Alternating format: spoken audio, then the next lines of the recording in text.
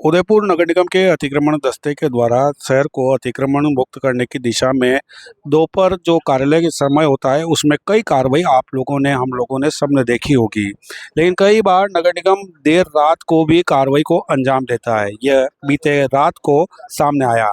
आपको बता दें कि नगर निगम के अतिक्रमण दस्ते ने तो नहीं, लेकिन एक होमगार्ड के जवान जो कि माया देवी नाम है, उन्होंने मौके पर पहुंचकर यहाँ पर जो देर रात कई सब्जी व्यवसायी दोपहर में अपना व्यवसाय करते हैं, वे देर रात को भी अपने दुकानों को, जो अस्थायी दुकानें उनको बंद करने के बाद सारा सामान जो यहाँ पर होता है वो छोड़ के जाते हैं। ऐसे में यहाँ के क्षेत्रवासियों की लगातार शिकायत जा रही थी कि यहाँ पर कई व्यवसायी ऐसे हैं, सब्जी व्यवसायी, जो अपने पूरी दुकान के सामान को भाग कर यहीं पर छोड़कर चले जाते हैं। इससे क्षेत्रवासियों को कई प्रकार की समस्याएं सामने आ रही थी।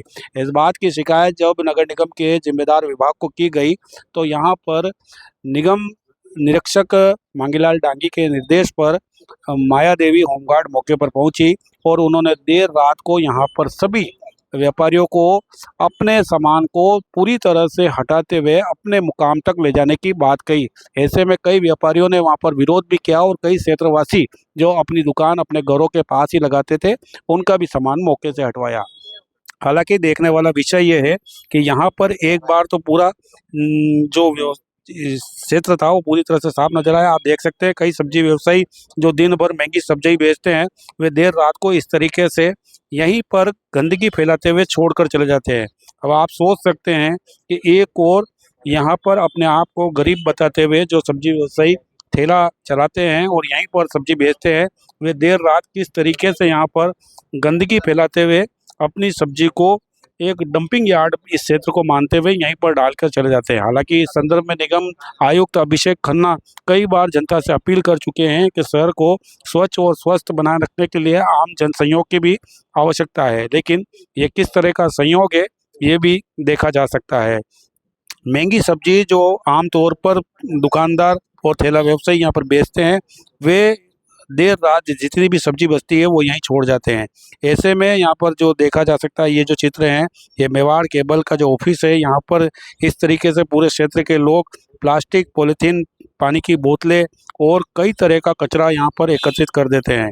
ये पूरा कचरा शहर के अंदर इसी तरीके से कई पर जगह पर देखने को मिल जाता है।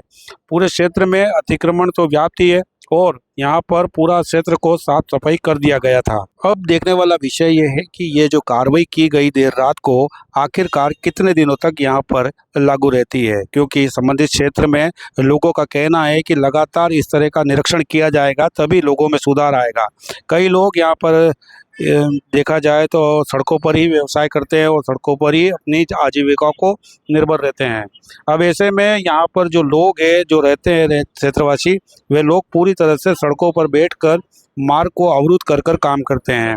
कई लोगों का तो सामान जो है व्यवसाय का, वह सब कुछ रात भर और दिन भर सड़कों पर ही रखा जाता है।